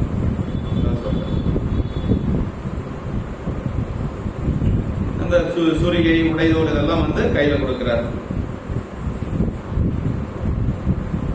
அப்பொழுதே கொடுக்கிறார் எல்லாத்தையும். தந்தை நிலையுட்கொண்டு தளர்வு கொண்டு தங்கள் கூட தலைமைக்கு சார்பு தோன்ற வந்த குறை பாடதனை நிரப்புமாறு மனம் கொண்ட குறிப்பினால் மறாமை கொண்டு முந்தையவன் கடல் வணங்கி முறைமை தந்த முதல் சுருகை உடைதோடும் வாங்கிக் கொண்டு சிந்தை வரங்கொலன் என்ற தின்னனாருக்கு இருந்தாரை முகமலர்ந்து செல்லுகின்றான். இப்ப அப்பா சொன்ன மாதிரியே அந்த கத்தி இந்த மர உடை எல்லாத்தையும் வாங்கிக்கிறார். அப்பா சொன்ன மாதிரியே வாங்கிக்கிறார். தந்தையின் நிலையினை உட்கொண்டு அதனால் பரிவடைந்து, பரிவுனா மேல ரொம்ப பிரியமா அப்பா சொன்னதை அன்பா ஏற்றுக்கொள்கிறார். அப்படி ஏற்றிக்கொண்டு தங்கள் குலத்தலைமைக்கு ஒரு பற்றுக்கோடு வேண்டப்படுவதாகி குறை நீக்குதல் வேண்டும் என்று மனத்தில் கொண்ட குறிப்பினாலே. அப்ப அவரு என்ன நினைக்கிறாருன்னா, சரி நம்ம குலத்துக்கு வேடுவர் குலத்துக்கு ஒரு பற்றுக்கோடு வேணும், அதை நாம தலைமையேற்று நடத்தணும் அப்படின்னு தான் அவர் நினைக்கிறாரு. சாமி கிட்ட போன அவருக்கும் தெரியாது இல்லையா.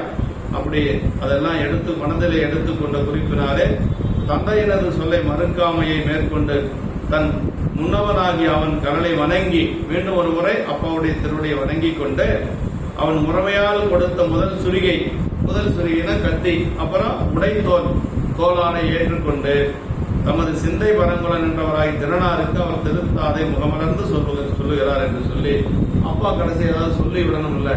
ஏன்னா உன் மகனை ஒரு பொறுப்பை கொடுத்து அனுப்புற பொழுது அப்பா சொல்ல வேண்டியது ஒரு கடமை இருக்கு. அது அடுத்த பாட்டில் சொல்ல போறார். ஆமா, மனம் கொண்ட குறிப்பினால் மனத்தில் தோன்றி எடுத்த குறிப்பினாலே கருதியதனால் என்று சொல்லி தினனாரது மனத்தில் தோன்றினது வருத்தம். ஏன் வருத்தம் அப்படின்னா, இத்தனால அப்பா இந்த குலத்துக்கு தலைமையா இருந்தாங்க. இப்ப அப்பா அந்த தலைமைய தங்கிட்ட கொடுத்துட்டார் அப்படிங்கிற மகிழ்ச்சி இருந்தாலும் கூட அப்பா இப்ப குல தலைமை இல்லை அப்படிங்கிற ஒரு வருத்தம் அவருக்கு இருக்கு. அன்போடு ஏற்றுக்கொண்டாலும் கூட அது ஒரு எதிர்ப்பு.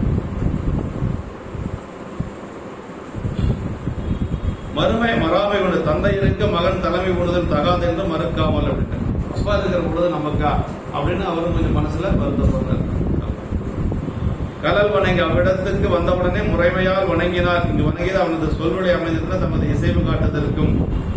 அப்போ அப்பா அம்மாவை வணங்கிதான் ஒரு காரியம் செய்யணும். அம்மாவை பத்தி அதிகமா வர்றதில்லை இந்த சரீரத்துல. அம்மா பெற்றுக் கொடுக்கறதோட சரி, அவ்வளவுதான். மறுபடியும் தந்தையை பத்தி எந்த இடத்துலயும் வரல. ஆனா இவருக்கு எல்லாமே அப்பா தான் அனுப்புறாரு. அம்மா வந்தாங்கிறதே நமக்கு சரீரத்தில் அதிகமா இருக்காது. ஆனா அப்பா தான் திறனாருக்கு எல்லாமே. தந்தை நாகன் தான்.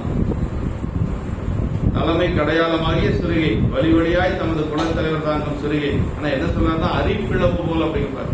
ஒரு பெண் சிங்கம் போன்ற தாய் அப்படின்னு சொல்லி முதல்ல சொல்றார், பெருமையா சொல்றார். ஆமா, அவர் அரிப்பிழப்பு அப்படின்னு சொல்லி சொல்றார். ஒரு பெண் சிங்கம் போல அந்த அம்மா இருந்தாங்க அப்படின்னு சொல்லி சொல்றாரு. பரம்னா பாரம், அதாவது பரித்தலன்மையல் என்று சொல்லி அரசாங்கமாகிய பாரத்தை சிந்தையிலே கொண்டு அதுவே ராஜ்ய பாரம் என்று சொல்லுவது. ஒரு அரசாங்கத்தினுடைய ஒரு நிலையை தான் ஏற்றுக்கொண்டு செய்வது போல என்று சொல்லி அரசாட்சியானது பெரும் பொறுப்புடையது. பெரும் பாரமானது என்று சொல்லி சொல்றாரு.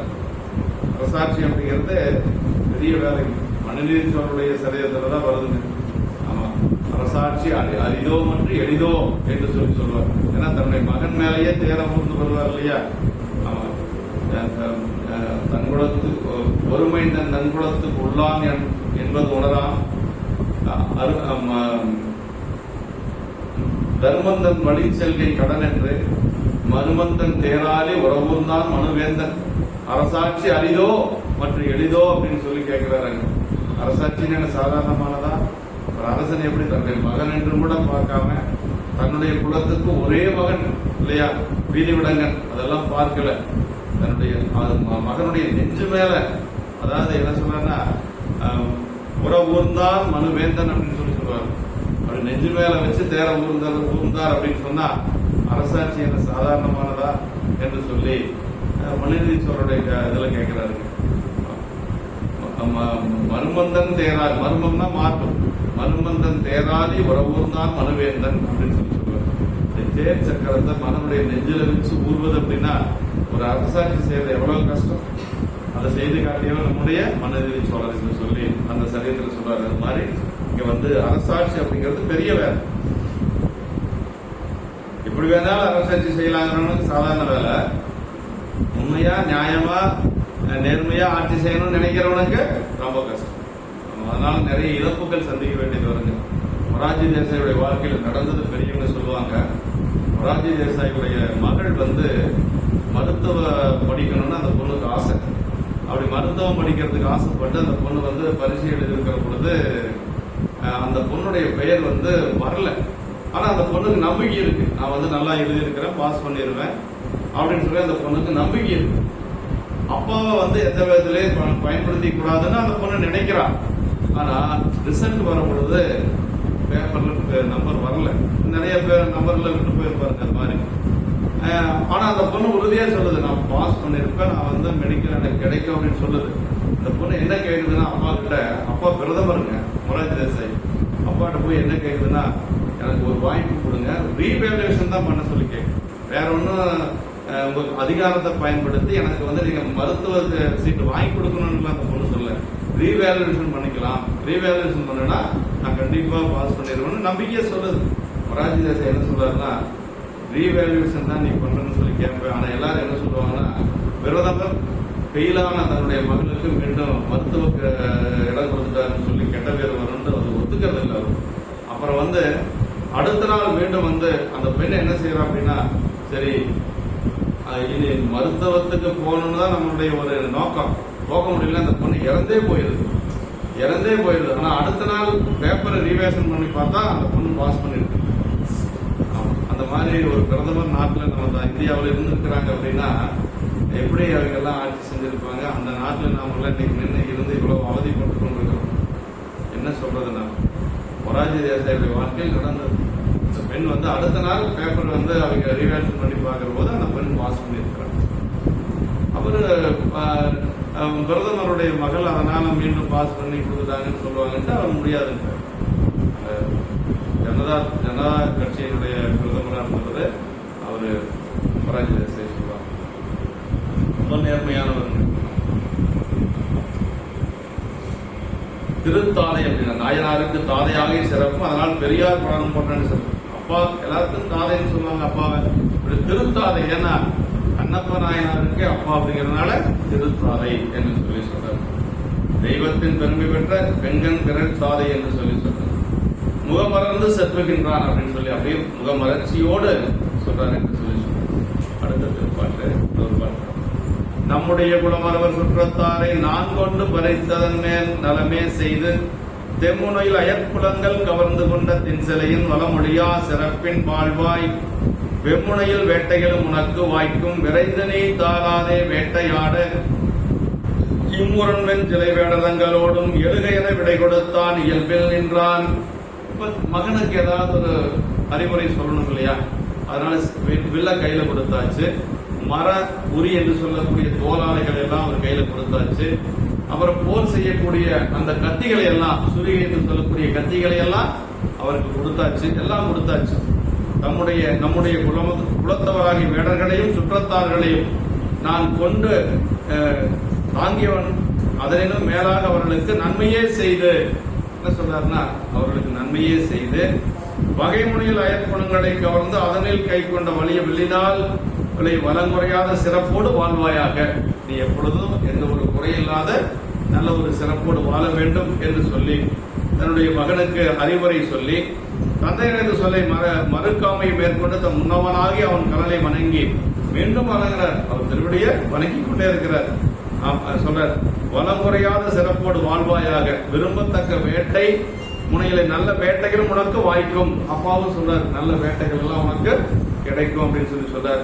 நீ தாமதியாது விரைவாய் வேட்டையாடுவதற்கு இந்த வலிய கொடிய வில்வேடர்களோடு எழுவாயாக. எல்லா வேடர்களும் வந்து நிக்கிறாங்க, இவங்களோட எல்லாம் சேர்ந்து நீ வந்து வேட்டையாடுவதற்கு செல் என்று சொல்லி நாகன் தன்னுடைய மகனை தின்னனாரை அப்படியே எல்லாத்தோட அந்த வேடர்களோடு அனுப்பி வைக்கிறார்கள். தின்னனாருக்கு விடை கொடுத்தான். இந்த இயல்பின் என்ற நாகன் தின்னனாருக்கு விடை கொடுத்தான் என்று சொல்லி சொல்றார்கள். மறவர் சுற்றத்தாரை, மறவர்னா வேடர்கள், சுற்றத்தாரையும் ரெண்டை சொல்ல எல்லாத்தையும் அழைத்து எல்லாத்துக்கு முன்னாடி சொல்றார். நலமே செய்து அவர்களுக்கு நன்மையே செய்து என்றபடி அவரால் தமக்கும் பிறருக்கும் எவ்வகையான ஒரு தீங்கும் நேர்ந்த போதிலும் நலமே, அதாவது நம்மை நம்பி இருக்கக்கூடிய வேடர்களுக்கு நான் எப்படி இது வரைக்கும் நன்மை செய்தவனே அதே மாதிரி நீயும் நன்மையே செய்யணும், அவர்களுக்கு எந்த ஒரு குறையும் இருக்கக்கூடாது என்று சொல்லி தன்னுடைய மகனிடத்துல ஒரு இது சொல்றார். அரசாங்கத்தின் மிக உயர்ந்த நோக்கமும் குறிக்கோளும் இதுதான் என்று சொல்லி சொல்றார். குற்றம் செய்தாரை தண்டித்தல் இலதோ எனின் உண்டு, அதுவும் அவரை ஒருக்கும் வகையால் நன்றி அவர்களால் இறங்கி திருத்தி நன்மை செய்யும் வகையால் செய்யப்படுதல் வேண்டும் என்பது. இறைவன் உயிர்களை ஆட்கொண்டு பறிக்கும் செய்தியும் இவ்வாறு ஞான நூல்களால் உணர்த்தப்படும் என்று சொல்லி எல்லாம் பார்த்ததில் பரிவேயாகும் என்பது ஞானசாஸ்திரம். ஒருத்தருக்கு தண்டனை கொடுக்கறதும் கூட கருணை தான். அந்த தண்டனை கொடுக்கலைன்னா அவர் எங்க போவார்? அதற்கான துன்பத்தை அனுபவித்திருக்கு நரகத்துக்கு போகணும். மேலை நாட்டுல ஒரு நிகழ்வு உண்டுங்க, அது சரித்திரத்துல எல்லாம் இருக்கு. எப்படின்னா, ஒரு நீதிபதி சொர்க்கத்துக்கு போறாரு, அதே மாதிரி ஒரு குற்றவாளியும் சொர்க்கத்துக்கு போறான். நீதிபதி சொர்க்கத்துக்கு போலாம், நான் நல்ல தீர்ப்பு கொடுத்திருப்பான். குற்றவாளி எப்படிங்க சொர்க்கத்துக்கு போவான் அப்படின்னா, ஒரு நீதிபதி நல்ல தீர்ப்பை கொடுத்ததற்காக சொர்க்கத்துக்கு போனான். அந்த குற்றவாளி தண்டனை அனுபவிச்சதுனால சொர்க்கத்துக்கு போனான். அப்ப தண்டனை அனுபவிக்கலைன்னா அவன் எங்க போயிருப்பான்? நரகத்துக்கு போயிருப்பான். அப்ப நம்ம செய்யக்கூடிய துன்பங்களுக்கு, நம்ம செய்யக்கூடிய பாவங்களுக்கு தண்டனை அனுபவிச்சே ஆகும். அப்படி அனுபவிக்கலைன்னா நாம எங்க போவோம்? மீண்டும் நரகத்துக்கு தான் போவோம். அதான் ஒரு குற்றவாளியும் சொர்க்கத்தில் இருந்தானா அந்த குற்றவாளிக்கு தண்டனை கொடுத்த நீதிபதியும் சொர்க்கத்துக்கு இருந்தான். அவன் நல்ல தீர்ப்பை சொல்லியதற்காக சொர்க்கத்துக்கு போனான், இவன் தண்டனை அனுபவித்ததற்காக சொர்க்கத்துக்கு போனான் என்று சொல்லி வடநாட்டில் ஒரு மேலை நாட்டில் அந்த மாதிரி சொல்லுவாங்க.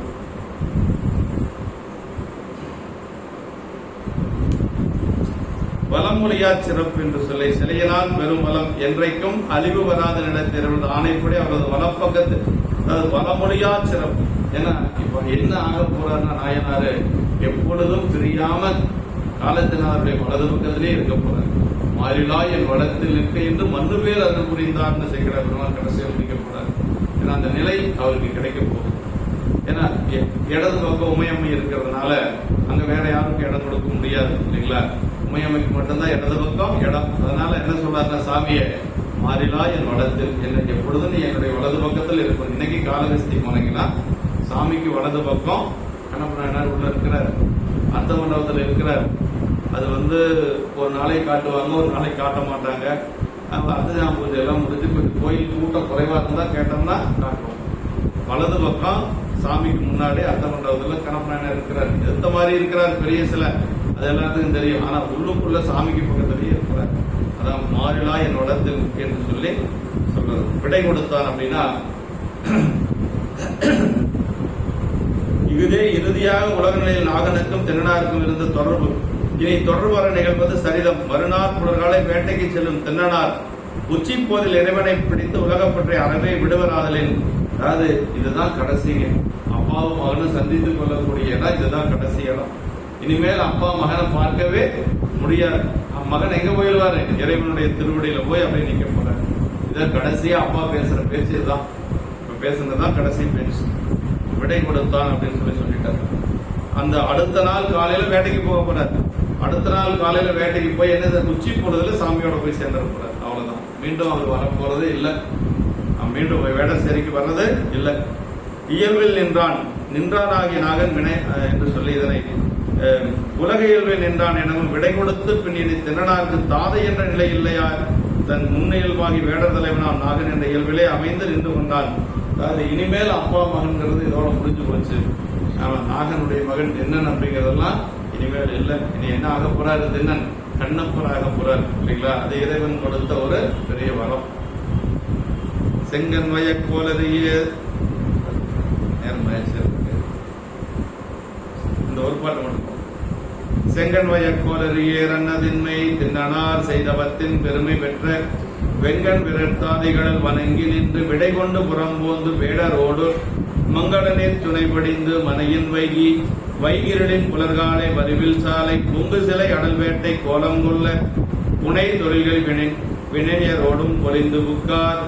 செங்கன்வய கோளறியர் என்னதின்மையினர் சிவந்த கண்களையுடைய வெற்றி பொருந்திய சிங்கையேறு போன்ற வலிமையுடைய தினனார். அப்படியே ஒரு ஆண் சிங்கம் போல வலிமையுடைய தினனார் என்ன செய்யறார் அப்படின்னா, செய்தவத்தின் பெருமை பெற்ற வெவ்விய கண்ணு பெருமை தாதை காலிலே நிறமுலம் விழுந்து அடிபணிந்து எழுந்து மீண்டும் அப்பாவுடைய காலில் விழுந்து எழுந்து அடிபணிந்து எழுந்து விடைபெற்றுக் கொண்டு வெளிப்போந்து வேடர்களோடும் போய் பின்னர் மங்களம் செய்யும் நீரையுடைய சுனையில் படிந்து நீராடி, அங்க ஒரு பெரிய சுனை இருக்கிறது, அந்த சுனையில போய் அப்படியே நீராடி கொண்டு அப்படியே வர்றார். மனையிலே தங்கி இருள் புலர்கின்ற வைகை காலத்தில் விடிய காலம் எப்பொழுதும் எந்த ஒரு செயல் செய்யறது சூரிய உதயத்துக்கு முன்னாடி செய்யறது ரொம்ப நல்லதுங்க.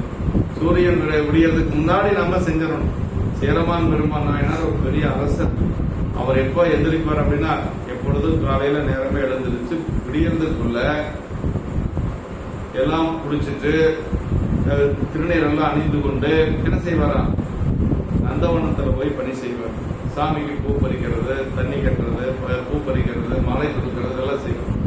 உடனே அதாவது உடறியிலிருந்து புனல் மூழ்கி புனித வெந்நீற்றில் மூழ்கி நிலவு நந்தவன பணிகள் நீடு செய்து அப்படின்னு சொல்றார் சேக்கிழார். அப்படி எல்லாம் ஒரு அரசர் செய்திருக்கிறார். விடிய காலம் 5 மணிக்கு எழுந்திருச்சு செய்யறார். நீரை அந்த சுனையிலே படிந்து நீராடி மனையிலே தங்கி அப்புறம் அடுத்த நாள் வைகறை காலத்தில் வரிவில் சாலையிலே பொங்கு சிலை கொண்டு செய்யும் வெளிய வேட்டை கோலம் கொள்வதற்காக அலங்கரிக்கும் தொழில் செய்கின்ற கையுடைய ஏவலாளர்களும் மகிழ்ந்து புகுந்தனர். இப்ப அப்படியே வேட்டைக்கு போறதுக்கு தன்னை அலங்காரப்படுத்திக் கொண்டு அந்த ஆடைகளை எல்லாம் அணிந்து கொண்டு கத்தியெல்லாம் கையில் எடுத்துட்டு வில்லை கையில் எடுத்துக்கொண்டு வேட்டைக்கு போறதுக்கு போர் தயாராகிறார். தெய்வத்தின் பெருமை பெற்ற என்று சொல்லி அறினா சிங்கம் போன்ற ஒரு வலிமையுடைய நாயனார். எல்லா பேற்றும் திருநாரி மகனாக பெரும் பேரை சிறந்ததாதலின் தெய்வத்தின் பெருமை பெற்ற என்று சொல்லி அந்த பெருமையுடைய நிலையை திருநாரால் வழங்க பெற்றதும் பெருந்தவமாம் என்று சொல்லி சொல்றார். புறம்போந்து நாகன் இருந்து தமக்கு தலைமை சூட்டி அவ்விடம் விட்டு வெளிப்போந்து என்று சொல்லி மங்கள நீர் சுனை படிந்தனர். மங்களம் செய்யக்கூடிய நீர் கொண்டு சுனையில் தோய்ந்து நீராடி, எப்பொழுதும் ஒரு ஆத்திலையோ குளத்திலேயோ அந்த மாதிரி நீராடுவது ஒரு சிறப்பு. அதான் மங்கள நீர் சுனை படிந்து என்று சொல்லி தோய்ந்து குளிக்கக்கூடிய என்று சொல்லி சொல்றார். வைகரின் புலர்காலை இடையாமத்து தங்கி இருள் புலர்கின்ற காலம் வைகரை ஆதல் அப்படி சொல்றாங்க.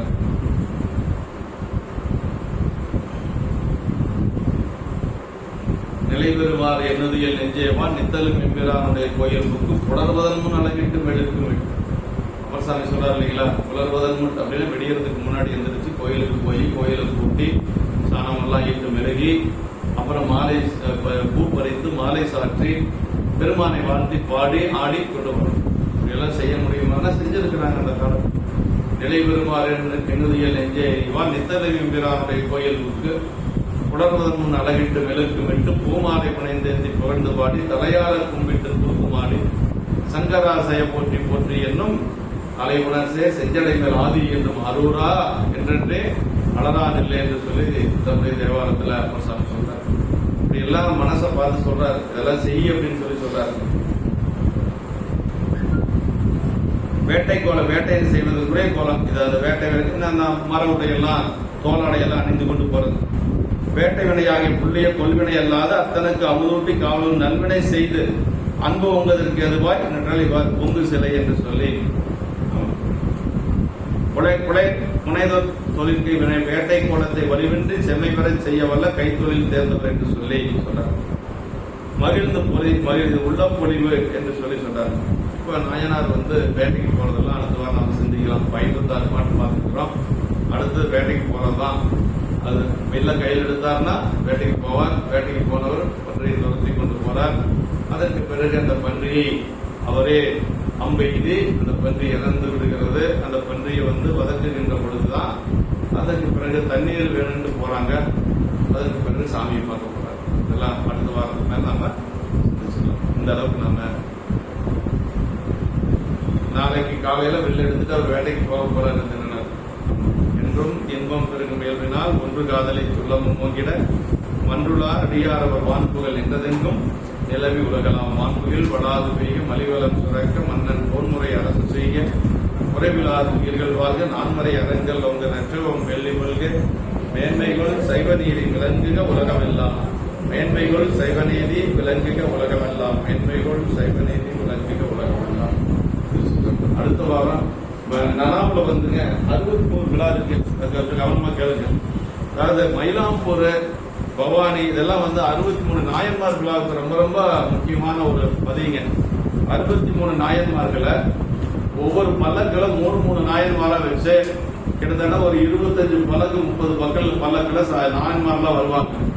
எல்லா ஊர்ல இருந்து வருவாங்க. ஒரு 10,000 அன்பர்களுக்கு மேல வருவாங்க. வரக்கூடிய அத்தனை அடியார்களுக்கு அன்னபாலிப்பு சிறப்பா ஏற்பாடு பண்ணிருக்கு. எந்த குறையும் கிடையாதுங்க. எத்தனை பேர் வந்தாலும் அங்க தங்கறதுக்கு அன்னபாலிப்புக்கு தயாரா அன்பர்கள் செஞ்சிருக்கிறாங்க. அதனால இது வந்து கிட்டத்தட்ட 19வது ஆண்டு நாயன்மார் குரு பூஜை. அவசியம் எல்லாரும் வரணும். வருகின்ற ஞாயிற்றுக்கிழமை குருமார் சன்னிதானங்கள் செங்கோலாதினம் எல்லாம் வர்றாரு. பெரியவங்க எல்லாரும் ஒவ்வொரு நாள் வந்து சிறப்பு சொற்பொழிவு செய்யறாங்க. ஒரு வாரம் தொடர்ந்து அங்க விழா நடக்குது. மாலை நேரத்துல விழா நடக்குது. இந்த 63 காட்சி அருட்காட்சி அப்படிங்கிறது சாயந்தரம் 6 மணிக்கு 5 மணிக்கு மேல ஆரம்பங்க. 5 மணிக்கு அங்க இருந்தா கண்கொள்ளா காட்சியா இருக்கு. நம்ம எங்கேயும் நீங்க பார்க்க முடியாது. நம்ம கொங்கு நாட்டுல பவானியில தான் அப்படி அவ்வளவு ஒரு சிறப்பா இருக்கு. ஈரோட்ல இருக்கு. ஈரோட்ல ஒரே பல்லக்கில் 63 நாயன்மார் வச்சு கொண்டு வருவாங்க.